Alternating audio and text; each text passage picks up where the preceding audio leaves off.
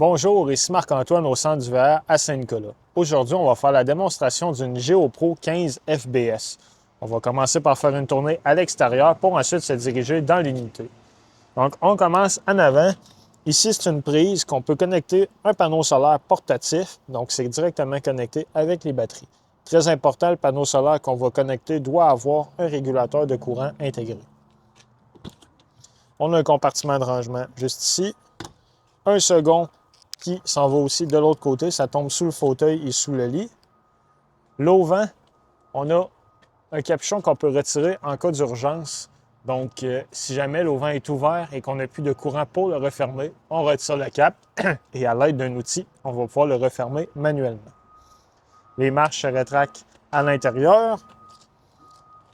On a une prise de courant 120 volts qui va fonctionner lorsque la roulotte est branchée. Et ici, on a un rail pour installer soit une tablette ou un barbecue en option. En dessous, on a un Quick Connect de propane, donc c'est relié avec les bonbonnes qui se trouvent à l'avant pour connecter un barbecue ou un foyer extérieur. On est muni aussi de 4 pattes stabilisatrices aux 4 coins, donc manuellement, on va pouvoir les abaisser pour stabiliser la roulotte. Les low points qui se trouvent juste ici, on a la partie la plus basse pour l'eau chaude et l'eau froide. Ça va servir lorsqu'on va hiverniser le véhicule. À l'arrière, la sortie pour la fournaise qui fonctionne au propane. On a un réceptacle de 2 pouces pour mettre coffre de rangement, rack à vélo au besoin. L'échelle pour accéder au toit. On va recommander de monter sur le toit au moins une fois aux 3 mois pour aller valider que les joints d'étanchéité sont encore bons et que le toit n'est pas endommagé. Ce qu'on veut, c'est prévenir les infiltrations d'eau. On a aussi la possibilité d'installer une caméra de recul Bluetooth, donc c'est vendu séparément. La roulotte est préfilée pour en faire l'installation. La douchette extérieure avec l'eau chaude et l'eau froide. On a l'emplacement ici City Water Connection, donc c'est là qu'on va connecter l'eau de la ville ou du camping. Le tank flush va servir à rincer notre réservoir d'eau noire quand on commence à avoir des mauvaises odeurs qui s'accumulent. La manière de procéder, on va connecter l'eau ici, ouvrir l'eau et à l'aide de jet, ça va rincer l'intérieur. Très important, il ne faut pas oublier l'eau connectée là, car ça va monter dans le réservoir au point de déborder par la toilette à l'intérieur. La partie ici, c'est simplement la connexion lorsqu'on va vouloir hiverniser notre roulotte pour mettre l'antigel directement. Au bas, l'emplacement pour connecter, donc c'est une prise 30 ampères, 120 volts, la roulotte. Le chauffe-eau, lui, fonctionne au propane et électrique. C'est à partir de l'intérieur qu'on va pouvoir le mettre en fonction. Notre système d'égout, lui, c'est divisé en deux. Donc, on a notre tuyau principal où on va connecter notre tuyau rouge pour l'égout. On a une valve noire qui est l'eau de la toilette et une valve grise qui est l'eau des éviers et de la douche. On va toujours commencer par ouvrir la valve noire en premier. Quand c'est fait, on va rincer notre tuyauterie avec notre eau d'évier et de douche en ouvrant la valve grise. Quand c'est fait, on referme les valves et on remet notre capuchon.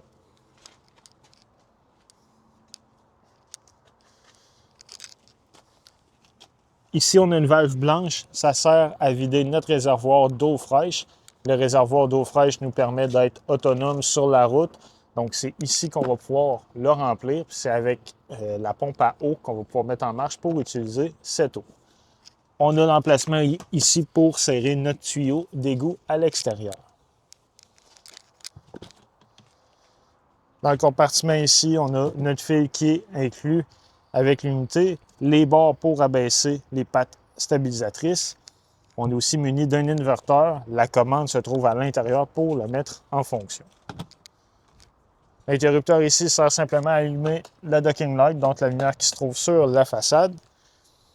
On est muni d'une patte électrique, donc on a un interrupteur ici pour monter et baisser. L'emplacement pour mettre 2 réservoirs de 20 livres de propane et le compartiment pour installer une ou 2 batteries au besoin. Le coupe-circuit principal se trouve juste ici sous le réservoir. Donc lui, ce qu'il va faire, c'est qu'il va complètement couper le courant 12 volts. Donc lorsqu'on va remiser la roulotte pour quelques semaines sans être branché, on veut garder le maximum de capacité de nos batteries. On va fermer le couteau pour complètement couper le courant à l'intérieur.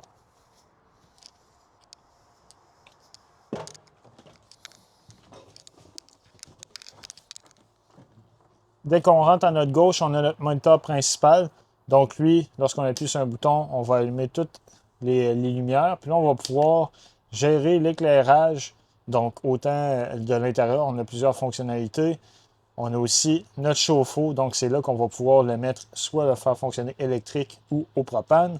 Les tanks heaters, ça, c'est des battes chauffants qui sont collés sous les réservoirs d'eau grise et noire pour maintenir une température dans ceux-ci. Donc, si on fait du camping, ça descend sous zéro. On ne veut pas que nos eaux gèlent. L'interrupteur pour la pompe à eau se trouve ici. Donc, encore une fois, on a rempli notre réservoir d'eau fraîche. On part de la pompe pour utiliser l'eau en mode autonomie. On va recommander de l'éteindre quand on a fini de s'en servir. Par la suite, lorsqu'on appuie sur le bouton Select, on va pouvoir choisir soit d'ouvrir et fermer le slide out ou d'ouvrir et fermer l'auvent. On vient sélectionner celui qu'on veut faire. Et en haut complètement, on a l'indicateur de notre niveau de batterie, réservoir d'eau fraîche, eau grise et eau noire. On a une application qu'on peut télécharger aussi qui va fonctionner Bluetooth. Donc, on va avoir le même type de commande sur notre téléphone intelligent. L'interrupteur ici sert à fermer le courant du réfrigérateur seulement. Donc, lorsqu'on est connecté, mais on veut éteindre celui-ci, on va le mettre à off tout simplement. Le panneau de breaker, donc on a la partie qui gère le 120 volts à la gauche et le 12 volts à la droite avec les fusibles. Quand il y en a une qui va être défectueuse, il y a une lumière rouge qui va s'allumer à côté. La télévision, elle a une barre de son qui est connectée dessus. En fait, elle se gère indépendamment au besoin. On peut connecter notre appareil mobile pour faire jouer la musique Bluetooth ou faire jouer le son de la TV directement. Elle est connectée à une antenne qui se trouve sur le toit. L'antenne va permettre de capter les postes digitaux disponibles. Un exemple, au centre d'hiver, on va capter 3 à 4 postes différents. Pour y parvenir, on doit aller dans les paramètres de la télévision et effectuer un channel scan. Cette étape-là, en fait, va être à refaire dès qu'on va se déplacer avec la roulotte, et ce pour chaque télévision au besoin. On voit la patte qui est ici avec son support. On va pouvoir l'insérer dans le compartiment ici. On peut l'ajuster en hauteur. Donc, c'est ce qui va nous faire une table à manger pour dîner. On a le fauteuil, donc avec des repose-pieds qu'on peut ouvrir comme ça ici. On doit l'incliner pour être capable de baisser le lit par-dessus vers l'avant. Donc, on a les barreurs. Lorsqu'on veut abaisser le lit, on débarre de chaque côté et on fait simplement le tirer vers nous. Les instructions sont très bien expliquées juste ici. Lorsqu'on va le remonter, on a une barrure qui se trouve en haut à droite. Donc, on va tirer dessus pour le remonter à sa position initiale. Le contrôleur pour l'inverteur se trouve ici. Donc, lorsqu'on veut le mettre en fonction, on va appuyer sur le bouton Power. L'inverteur, ce qu'il fait, c'est qu'il convertit notre courant 12 volts des batteries en 120 volts. Donc, avec les batteries, on va être capable d'avoir des courants dans nos différentes prises 120 volts. Très important, un inverteur, ça consomme énormément de courant. Donc, on va vraiment l'allumer seulement au besoin. Par exemple, on veut se servir d'une prise pour la cafetière. On va faire fonctionner, on part l'inverteur, on fait fonctionner la cafetière et dès qu'on a terminé, on va aller l'éteindre instantanément. Maintenant, le réfrigérateur, lui, fonctionne sur le 12 volts.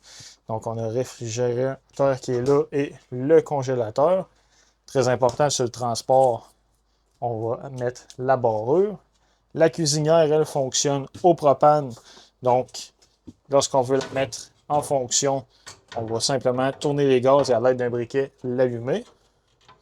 Le micro-ondes, lui, fonctionne sur le 120 volts. Micro-ondes conventionnel comme on va avoir à la maison. La hotte de la cuisinière qui est là. Notre évier avec l'eau chaude et l'eau froide. Ce qu'on voit en bas, c'est la sortie pour la fournaise qui fonctionne au propane. Ici, on a une tour électrique, donc des prises 120 volts USB et USB-C. Dans la toilette, elle fonctionne au pied pour flusher. On a une prise 120 volts avec un reset intégré. Donc, si jamais on n'a plus de courant dans nos prises, c'est l'emplacement qu'on doit venir appuyer pour remettre le courant. Et on a une douche avec un système d'économisateur d'eau. Donc, on a une valve ici en dessous qu'on va pouvoir mettre vers le bas. Ce que ça nous permet de faire, en fait, lorsqu'on est en mode autonomie, on utilise notre réservoir d'eau fraîche, on veut gaspiller le moins d'eau possible. Donc, en mettant la valve vers le bas, on va ouvrir l'eau chaude. Ce que ça va faire, c'est que ça ne coulera pas par le pommeau. L'eau va simplement circuler et être récupérée. Donc, jusqu'à temps que la partie bleue qui se trouve à gauche vienne légèrement illuminer, ça veut dire que l'eau chaude est prête. On remet la valve vers le haut et c'est de l'eau chaude qui sort directement du pommeau sans avoir gaspillé une seule goutte. Ensuite, dans l'unité, on a la pochette avec un cartable qui va expliquer tous les manuels pour les électros. Donc, le réfrigérateur, la cuisinière, micro-ondes. Si on va faire de la programmation, qu'on ait des questions, on va toujours pouvoir s'y référer. Maintenant, au mur, c'est notre thermostat. Donc, sur le thermostat ici, lorsqu'on appuie sur le bouton, on va pouvoir sélectionner est-ce qu'on veut cool pour climatiser ou heat pour chauffer avec la fournaise. Et ensuite, on peut sélectionner les fans, est-ce qu'on les met à high ou à low, tout simplement. Avec la roulette, on va pouvoir monter et ajuster la température voulue. Ce qu'on voit ici, c'est notre contrôleur pour le panneau solaire. Donc, lui va simplement afficher le voltage de nos batteries ainsi que l'ampérage auquel il charge celle-ci. C'est ce qui conclut la démonstration de la GeoPro. Merci.